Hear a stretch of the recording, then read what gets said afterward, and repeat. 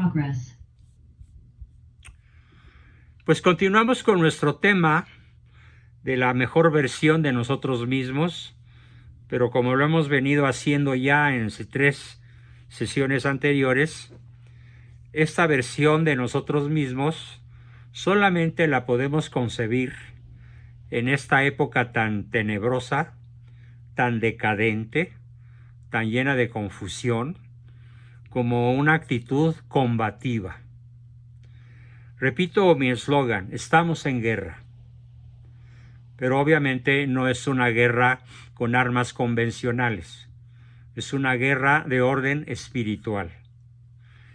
Y el tema que hoy vamos a ver nos va a ubicar en 4 frentes de batalla, lo que la ONU llama sus 3 ejes de acción, sus 4 ejes de acción. Entonces cada uno de nosotros tiene la obligación de combatir a la vez en estos 4 frentes. Claro, algunos van a ser más aptos que otros, dependiendo de cuál sea el frente de batalla en el que más se puedan ubicar, con mayor recurso, con mayor posibilidad de éxito, con más experiencia, con más conocimiento. Pero vamos a ver los 4. Y luego en sesiones próximas vamos a irlos como desgranando, como desmenuzando, para irnos ubicando cada uno de nosotros en la responsabilidad combativa que realmente nos lleve al grado máximo que puede alcanzar una persona que siempre busca ser la mejor versión de sí misma. ¿Y cuál es ese grado máximo? Pues es la vocación de todo buen cristiano: llegar a la santidad, que consiste, de acuerdo con la definición que nos da el Catecismo de la Iglesia Católica, en la práctica de las virtudes cristianas en grado heroico, es decir, en su máximo nivel posible. Y de hecho, necesitamos alcanzar el máximo nivel posible en este combate, en esta guerra que tenemos encima, porque vaya que se nos ha complicado. ¿Y por qué digo que se nos ha complicado? Sobre todo en los últimos años, particularmente en los últimos 10 o 15 años, el grado de agudeza, el grado de potencia de fuego del adversario, el grado de capacidad destructiva, se debe sobre todo a la infiltración. En las filas del Vaticano, en las filas del Colegio Cardenalicio, en las filas de las conferencias episcopales de cada país, de personajes tenebrosos que parecen haber sido diseñados por Spielberg, cuando habla del lado oscuro de la fuerza en sus películas del Señor de los Anillos. Así de tenebroso es el asunto. ¿Cuáles son esos 4 ejes en donde nos toca pelear para alcanzar la mejor versión de nosotros mismos en esta época que nos ha tocado vivir? Obviamente no la escogimos, nadie sabía que nos iba a tocar lo que nos está tocando, pero ya que estamos aquí, no podemos rehuirla, no podemos minimizarla, no podemos soslayarla, es decir, hacerla a un lado y hacer como que no pasa nada, como el avestruz que esconde la cabeza en la arena de su hábitat, y entonces con los ojos cerrados y la cabeza escondida en la arena, el avestruz piensa o cree que no pasa nada.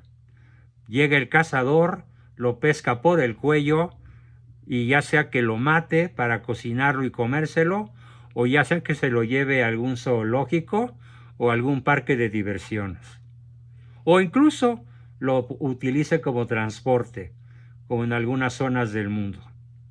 Bueno, pues para evitar justamente esto que acabo de decir, Vamos a ver, ¿cuál es el primer eje de combate al cual Dios nos llama a combatir? El primero se llama la ONU es Dios. Así, la ONU es Dios. ¿Qué quiero decir con esto? De acuerdo con palabras que se encuentran en sus propios documentos, la ONU pretende decidir sobre la vida y la muerte de las personas y sobre las cosas de este mundo sin excepción. ¿Quién tiene realmente el poder de dar la vida? Dios. ¿Quién tiene el poder de quitar legítimamente la vida? Solo Dios. Entonces, la ONU legisla en sus diferentes artículos, en sus diferentes documentos, acerca de quién tiene derecho a reproducirse y quién no. La ONU legisla sobre cuántos hijos puedes tener y ahora la moda es decir que más de 2 es multitud y que ya un tercer hijo se vuelve contaminante. Y están por sacar una ley que va a prohibir a las familias tener más de 2 hijos. ¿Por qué? Porque la especie humana es una especie depredadora que está destruyendo al planeta. Ellos deciden sobre la muerte.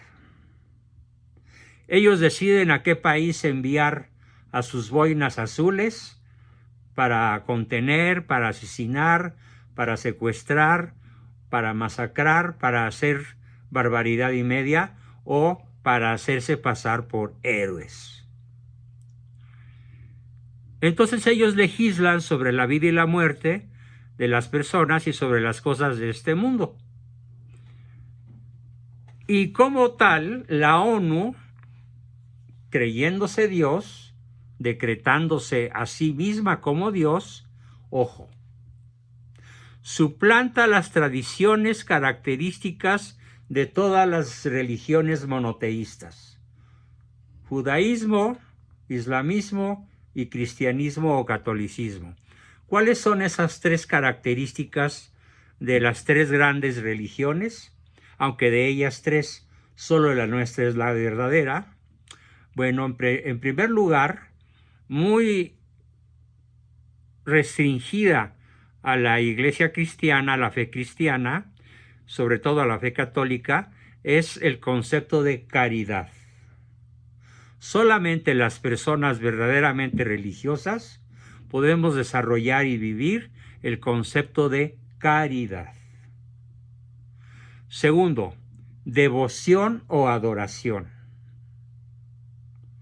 Los católicos adoramos a Dios, adoramos la Eucaristía, porque la Eucaristía es la presencia real, corporal, completa, con su sangre, su cuerpo y su divinidad de nuestro Señor Jesucristo. Y la tercera es la bondad. Entonces nuestra verdadera religión es caritativa, es devota y es bondadosa. Y la ONU pretende hacernos creer que es caritativa, que genera devoción y que es bondadosa. Y como lo vamos a ver, ni practica la caridad, ni la adoración, y muchísimo menos es bondadosa. ¿Por qué? Primera explicación. Dentro de este primer eje, que es que la ONU se ha constituido o pretende constituirse como un nuevo y verdadero Dios. Para comenzar, todos los proyectos, programas, propuestas, leyes, exigencias, decretos, declaraciones de la ONU tienen como centro ya no a las personas, ya no a los seres humanos.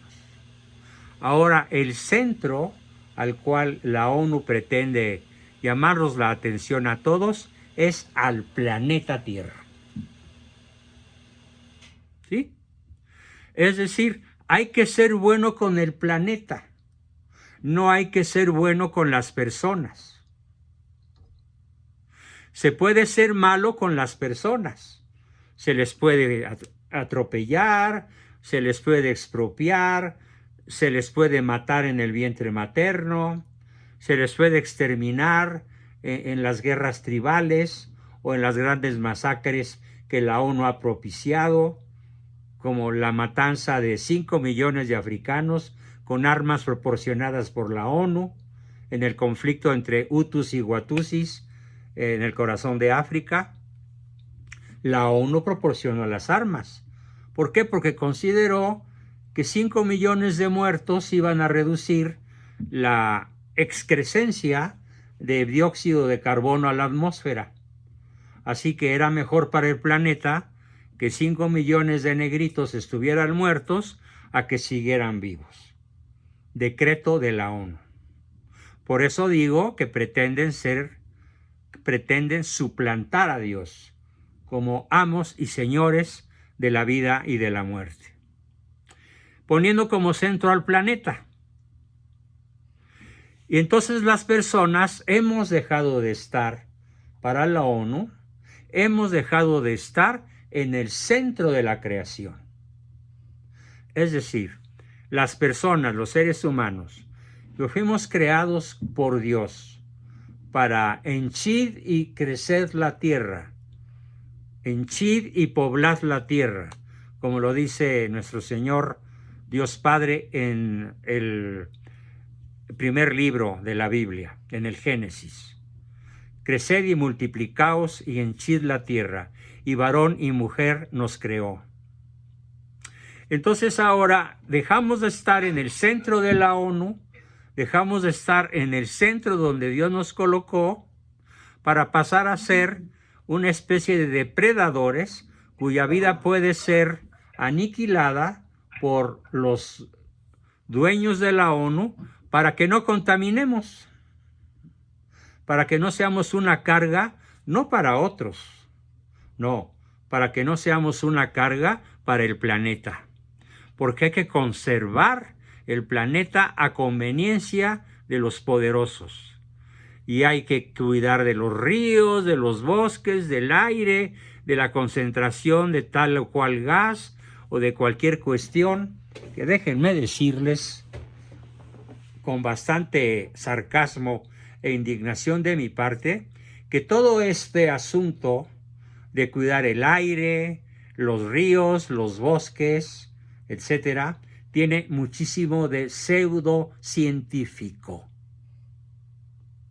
Pseudocientífico, porque hay una exageración tremenda por parte de la ONU acerca de lo que ella considera como contaminación, comenzando por considerar que cada criatura que nace en estos momentos ya debe de ser considerada ante todo como un contaminante contra la tierra y que por lo tanto no tiene derecho a nacer, crecer y muchísimo menos a reproducirse.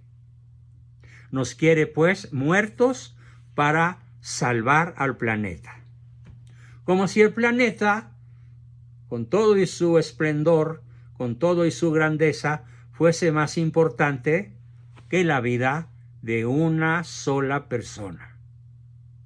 Y no es así, porque el bien espiritual de una sola persona importa más que el bien material de la creación entera. Ya no digamos únicamente del planeta Tierra, de la creación entera. Una sola persona vale más que la creación entera en el plano material, porque Cristo no vino a redimir a la creación. Cristo vino a redimirnos a cada uno de nosotros.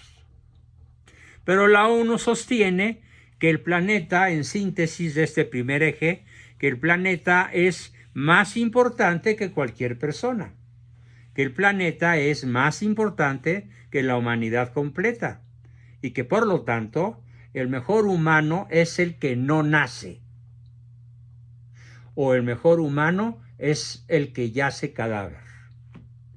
Este es el primer eje de acción de la ONU. haberse constituido en una especie de Dios que controla nuestra vida y nuestra muerte. ¿Cuál es nuestra manera de reaccionar frente a esta superchería? La analizaremos en próximas sesiones, pero por ahora la estoy dando a conocer. Eje número 2. El eje número 2 de acción para nosotros, primero lo describo y luego lo explico, es que los recursos deben de ser muy controlados. ¿Por qué? Dizque porque los recursos son muy limitados, limitadísimos, y que porque estamos en una emergencia. Falso de toda falsedad. De nuevo, las necesidades de las personas en sí, dejan de ser importantes y se juega con la psicología y el egoísmo de las personas para que unos nos limitemos los derechos a otros por el bien de todos. ¡Ja! Sin embargo, nunca hay un debate abierto del análisis de estos recursos. Nunca se nos dice cuántos trillones de kilómetros cúbicos de aire respirable existen. No se nos dice cuántos quintillones de toneladas de agua tiene el planeta. No se nos dice cuántos recursos naturales en gases, en minerales, en proteínas, en carbohidratos, en grasas animales, en grasas vegetales existen. Fíjense, un solo país como Ucrania, bien administrado, sin la tiranía de los amos de la tierra, bastaría para surtir a todo el planeta del trigo y del maíz que el planeta necesita. Un solo país, Ucrania. Lo mismo podría decirse de Argentina. Y en un momento dado, lo mismo podría decirse de México. Un solo país bien administrado, bien sembrado, bien manejado, con honestidad, con espíritu tecnológico, con un sentido de manejo agropecuario inteligente, técnico y bien hecho, puede alimentar al resto del planeta. Ahora imagínense la cantidad de recursos de los que dispondríamos si todas las naciones de la Tierra fuesen bien administradas y estuviesen en paz. Y la ONU no se dedicara, como siempre se ha dedicado desde su creación, a generar conflictos militares. Innumerables. Desde su fundación hasta la época actual ha habido más de 500 conflictos militares creados artificialmente por la ONU, para dar la impresión de que los recursos están limitados, limitadísimos, y de que estamos en una emergencia. Claro, si te vas al centro de Kiev, pues no hay agua. Si te vienes a los lugares del altiplano mexicano, pues hay sequía. ¿Pero por qué? Porque el gestionamiento del agua potable en México es de las cosas que más ha hecho con las patas el narcosistema desde 1928. Desde 1928 no ha habido soluciones hidrológicas definitivas. Todas han sido mejoralitos, aspirinitas, pero no han sido decisiones a fondo. Les pongo un ejemplo que está sucediendo en estos momentos. ¿Cómo creen ustedes que el gobierno del Distrito Federal está tratando de disminuir la falta de agua que sufre la ciudad? ¿Alguien lo sabe? Pues se los platico. Lo está tratando de resolver perforando 60 pozos a la vez. O sea, está agotando el manto freático para subirlo a las industrias y a las casas, pero la ciudad se sigue hundiendo y el manto freático se sigue secando, en lugar de hacer agua potable como la hace, por ejemplo, Israel, que es un huevito de nación del tamaño de Tlaxcala, tal vez, que es el estado más pequeño de la República Mexicana. ¿Y de dónde sacan su agua potable? De las plantas desalinizadoras que colocaron en las costas de Israel. Y México tiene 3,000 kilómetros de costas. ¿Y saben cuántas plantas desalinizadoras hay? Ni una sola. Esto no es ser estúpidos. Esto es ser irresponsables y destructores de México. Porque para eso pusieron a los gobiernos ahí desde 1928. Así que eso de que los recursos están limitadísimos es una arbitrariedad de las naciones sobre las cuales ha caído la maldición del sionismo, la maldición de la Agenda 2030. Que nos toca ahorrar agua, es cierto.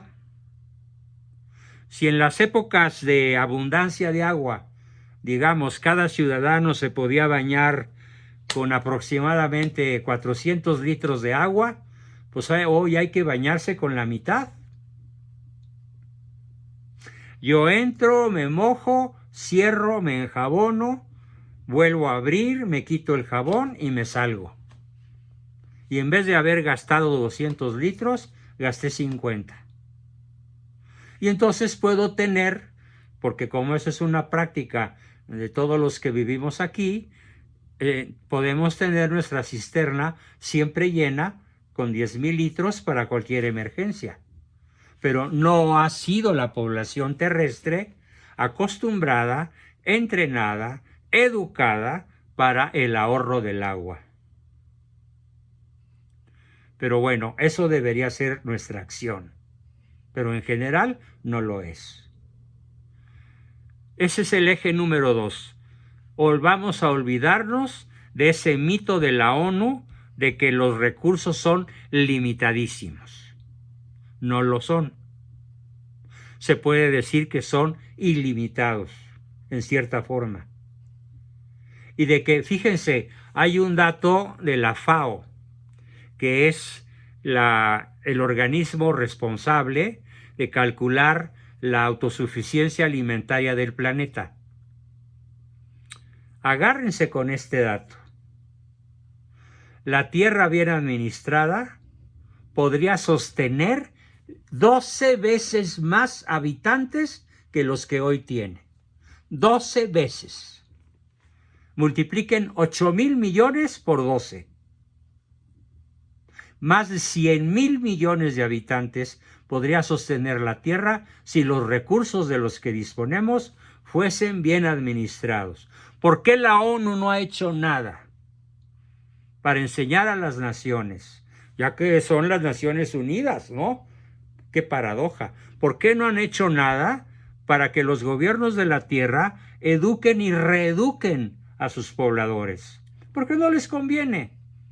Porque la ONU no es un organismo que fomente la responsabilidad, la solidaridad, los valores universales, las virtudes humanas. No, la ONU es un negocio de dominación de la cúpula sionista. Punto. Para eso fue creada. Ese fue el segundo eje. ¿Cuál es el tercer eje?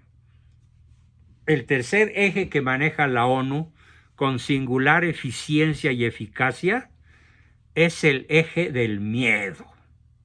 Meternos miedo. Y yo hablo de 3 miedos universales. De 3 miedos que comparte. Yo no los tengo, y quisiera que ninguno de ustedes lo tuviera.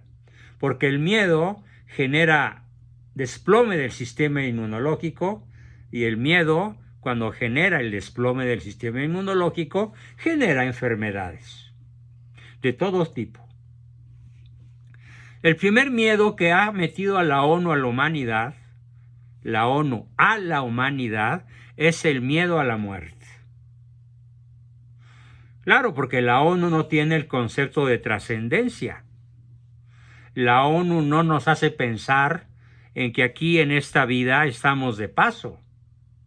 La ONU nos hace creer que el único hogar que tendremos por el resto de la eternidad es el planeta Tierra, y que los que nos vamos muriendo dejamos de ser, dejamos de existir, nos aniquilamos. ¿Y quién no le va a tener miedo a su propia aniquilación? Pero este miedo es artificial, porque no hay tal cosa como la aniquilación de la humanidad o la aniquilación de las personas. Porque lo que en realidad sabemos todos, y espero que todos me lo hayan aprendido, es que aquí estamos un nanosegundo y el resto estamos en la eternidad. Así que el miedo a la muerte es un miedo absurdo. Más bien yo cantaría como Santa Teresa de Ávila: es tan grande el bien que espero, que muero porque no muero. Además, la guerra, el miedo a la guerra, sobre todo a la guerra nuclear, pero no se nos dice, no se nos explica a la población común y corriente que la guerra nuclear es imposible. ¿Por qué? Porque la guerra nuclear significa para cualquier contendiente el concepto de DNA, que en inglés significa destrucción, DMA, destrucción mutua asegurada. Si sale un misil de Rusia con carga atómica, es detectado instantáneamente, y es destruido en el aire. Pero si salen 300 misiles, de Estados Unidos salen 300 misiles. Y entonces, si se aniquilan en el aire, acaban con la atmósfera terrestre. Y todo el planeta Tierra se vuelve irrespirable. ¿Por qué creen ustedes que nadie dispara excepto en Hiroshima y Nagasaki? Porque los gringos sabían muy bien, los judíos sionistas sabían muy bien que Japón no tenía armas atómicas, ni los italianos, ni los alemanes. Porque los aliados habían tenido el cuidado de secuestrar o de atraer a los sabios atómicos y llevárselos a Estados Unidos a generar sus bombas. Allí no había posibilidad de destrucción mutua asegurada, pero hoy sí la hay. ¿Por qué? Porque el club atómico involucra a 10 naciones. Francia, Inglaterra, Estados Unidos, Pakistán, Rusia, China, Corea, etc. Por lo tanto, el que tiene miedo a la guerra es que no sabe, porque la ONU se lo tiene muy escondidito, que los jerarcas militares y los jerarcas políticos se van a cuidar muy bien de no suicidarse. La guerra atómica es un suicidio, luego es una imposibilidad militar táctica, no se puede. Así que queda descartado el miedo a la guerra nuclear. Esta guerra es imposible. Segundo, el miedo a las epidemias y las pandemias. Cuando sabemos que multitud de médicos antivacunas, fíjense, multitud, más de 1000. Yo he estado muy atento a este fenómeno. Más de 1000 médicos antivacunas han sido asesinados. Para que no se sepa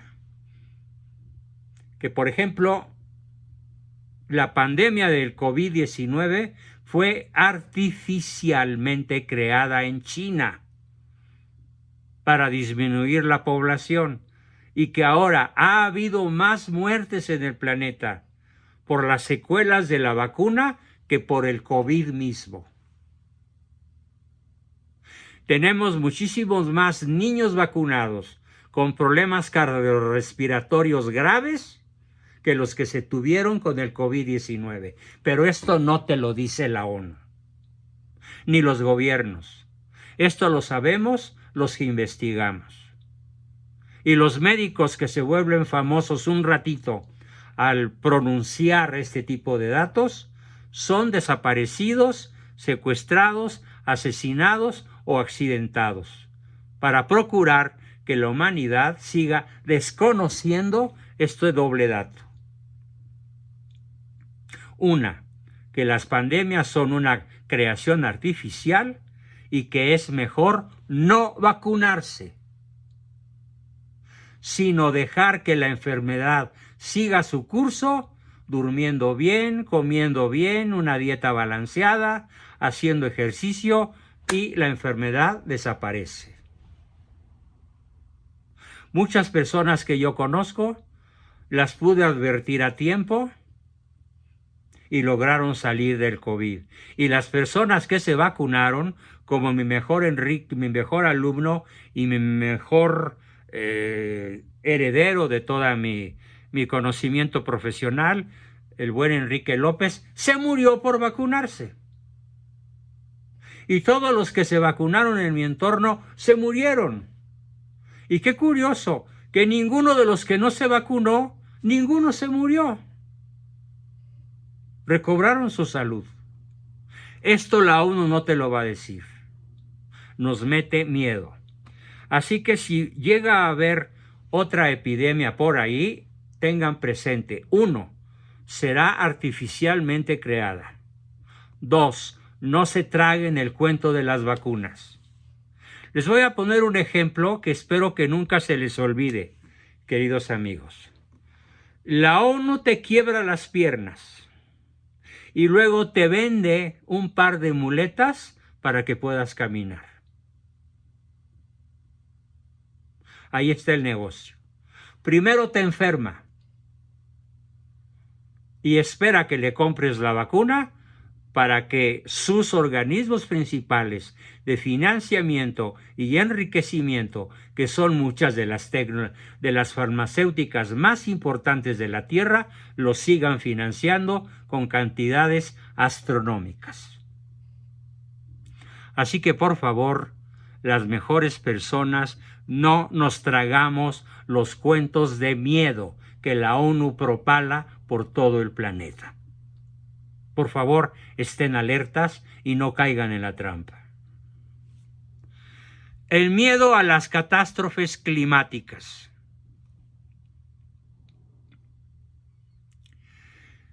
Leo la aportación de la persona sabia que escribió esta línea.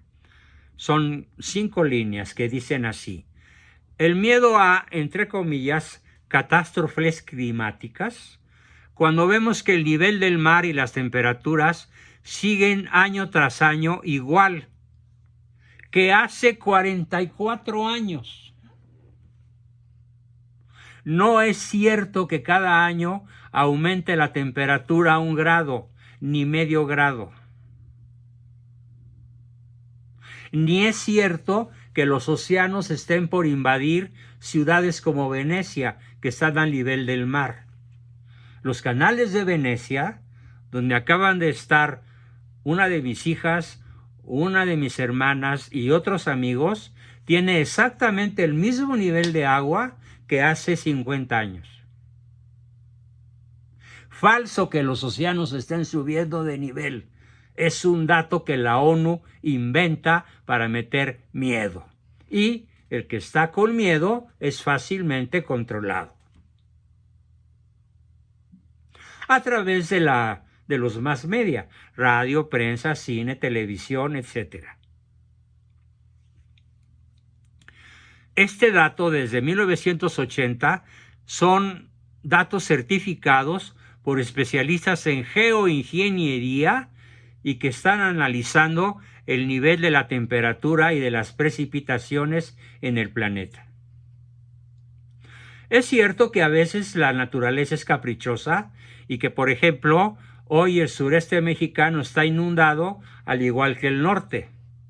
Y aquí en el centro las lluvias empezaron hace 3 días. Pero los pastos, y yo los veo todos los días, los de mi jardín, están reverdeciendo. Y al ritmo que vamos, en un par de meses más, o 3 o 4, que siga lloviendo, se habrá recuperado todo el territorio nacional. Ahí viene otro ciclón, aparte de Alberto, que va a entrar por el centro de la República y va a cubrir todo el centro. Pero esto no te lo cuentan. Lo sabemos los que investigamos. Pero aquí viene, mis queridos amigos, el cuarto eje, que es el más importante de todos. ¿Qué quiere la ONU para nosotros con la Agenda 2030? El cuarto eje se trata del eje espiritual de las personas, del eje religioso de las personas.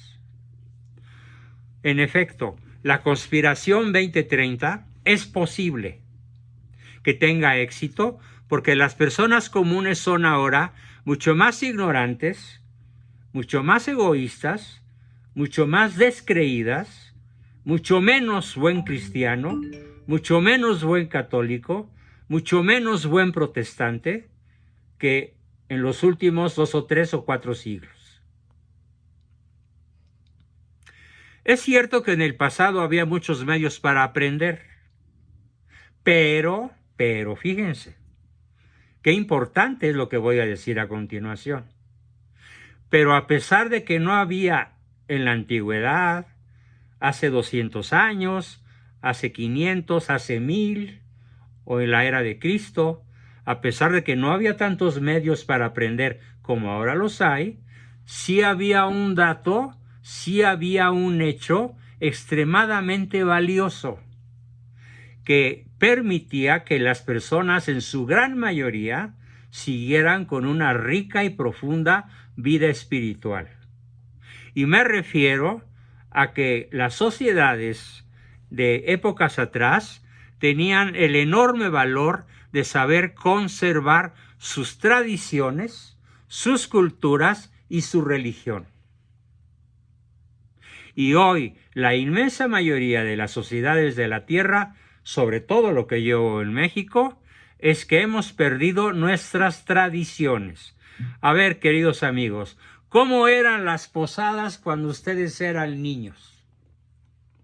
Padrísimas.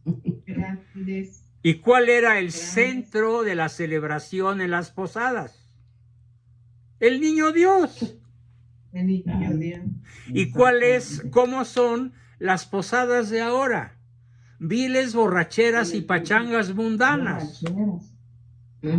¿Y cuál es el centro de las posadas? La fiesta mundana. En todo México, salvo en algún pueblito por ahí de Michoacán o de Guanajuato, donde todavía se conserven las tradiciones. Hemos perdido nuestras tradiciones, hemos perdido nuestra cultura católica, apostólica, romana, nuestra cultura hispánica. Ahí tenemos a un imbécil, y perdón, es piropo, bulto de palacio, pidiéndole al rey de España que nos venga a pedir perdón por la conquista. Óyeme tú, bulto de palacio, pues ¿qué no nacieron tus abuelos en Cantabria? ¿España? Óyeme tú, animal, ¿qué no aprendiste a hablar a español desde chiquito? ¿O hablas náhuatl o otomí? ¿Cómo se te ocurre pedirles a los reyes de España que pidan perdón a la madre que nos parió por habernos parido como nación a través del formidable personaje llamado Hernán Cortés y de los 12 misioneros que él trajo y de los 300 años de virreinato en los cuales México llegó a ser la nación más poderosa, más rica y más próspera de la tierra? Esto implica estupidez, ignorancia o maldad, o las tres cosas juntas. Y hemos perdido sobre todo, aparte de nuestras tradiciones, nuestra cultura y nuestra religión. A ver, hoy, ¿cuántos de los católicos sedicentes escuchamos o vamos a misa los domingos? La cifra la da el Consejo Episcopal Mexicano. El 4% de la población que se autonombra católica asiste regularmente a misa los domingos. El 4%. Entonces somos un país de bautizados, excristianos, neopaganos. ¿Quién ha logrado eso? La Agenda 2030, la ONU. A través de la televisión, a través de Netflix, que siempre mete sus programas pornográficos envueltos en el manto del amor, de la libertad, de la libre expresión de las emociones, de la autenticidad. ¿Y por qué lo sé? Porque yo lo miro, yo los veo para saber a quién me estoy enfrentando.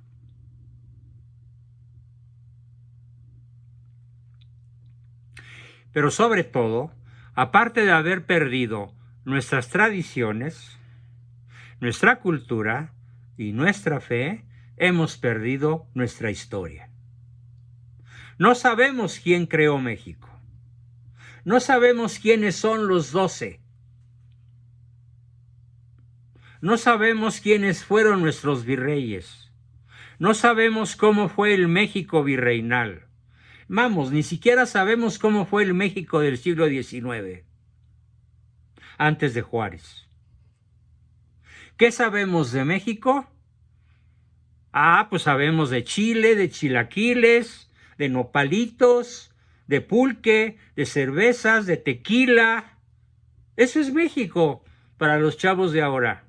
Y me consta, porque en un cumpleaños que se celebró en esta casa, en este hogar que es de ustedes, el sábado, no se habló otra cosa más que de lo que acabo de decir. Y cuando yo subí a la fiesta, luego los chavos protestaron. Ya llegó el doctor, ya se acabó la fiesta. ¿Por qué? Porque saben que cuando yo entro a una reunión, inmediatamente empiezo a hacer preguntas serias. Y se acabó la fiesta. Claro, me espero 3 o 4 horas, ¿no? ¿Y saben cuántos aguantaron la plática que yo introduje? 2 personas, de más de 30. En cuanto empezó la plática seria, nos quedamos mi esposa y yo con 2 personas. Es el colmo. Cuando yo empiezo a hablar de historia, de religión, de política, cuando me le tiro la yugular al peje, se acabó la fiesta. Esa es la juventud mexicana de hoy. En cualquier ciudad de nuestro hermoso territorio mexicano. Bueno, hermoso pero contaminado y semidestruido. No por la naturaleza, por los habitantes. Hoy en día, termino, todo ese acervo cultural, espiritual, histórico ha sido sustituido por el consumismo, por el materialismo, no solo en México, sino en todo Occidente y aun en Oriente, y nos han arrastrado a lograr una cohesión en torno al materialismo, a la inmediatez y a creencias religiosas falsas, sobre todo al New Age, y a la enorme lista de pseudociencias en las que hoy creen las personas. ¿Saben cómo empezó la desbandada de los invitados a la fiesta del sábado? Cuando yo inmediatamente dije, por favor, el New Age es un cuento esquizofrénico. Y no digan el universo. Me dijo el universo. No, el universo no te dice nada. En todo caso, el que te dice algo es Dios o el demonio. Pero el universo no habla, porque no es un ente pensante. No, bueno, el escándalo que se armó.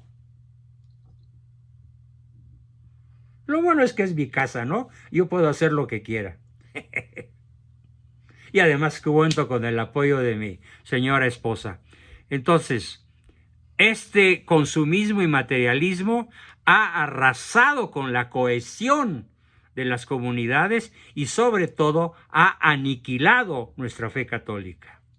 Ese es el cuarto eje en el cual en próximas sesiones habremos de profundizar y desmenuzar para que estos valientes guerreros que hoy me acompañan demos la batalla. Que así sea. Bien, con eso termino la exposición y comenzamos como siempre, preguntas, dudas, comentarios y aportaciones.